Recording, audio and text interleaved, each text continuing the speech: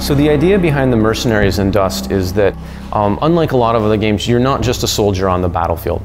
The idea is that they've taken the best people that they have, they've taken their best soldiers, their best killers, and they've modified them to make them immortal. So when you die in Dust, essentially your memories, your personality is being transferred and inserted into another clone where they just throw you back into the battlefield again. So not only do you have these people who know they can't really permanently die, but they're also suited up in the highest technology, the most dangerous gear that they can give them this far in the future. You're wearing suits that are armored, you're wearing suits that have environment systems, they have shields. So, really you're going out there in the equivalent of like a heavily armored tank. And all of the firepower that's being thrown around on the battlefield is much larger because of that. Another key difference with Dust is when the boots hit the battlefield. It's when the mercs are fighting on the surface of the planets. Typically in an FPS game, you pick roles. You're the rocket guy, you're the sniper guy, you're the assault guy, and everyone knows what everybody else has. Within Dust, we have a system called fitting, which is much more akin to an RPG-style system.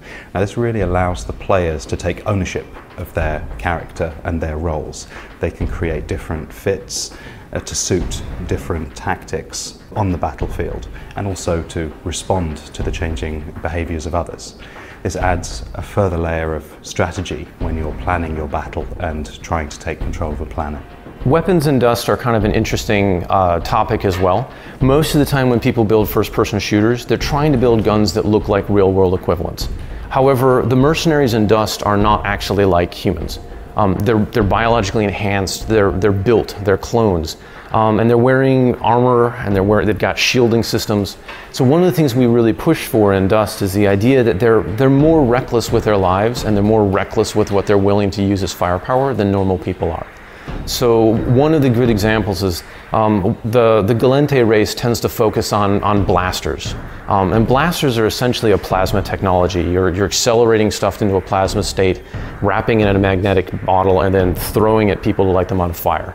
And so we really want to play up the idea that, you're immortal, you're armored, you're shielded, you know that you've been built to take more punishment than a normal human ever could.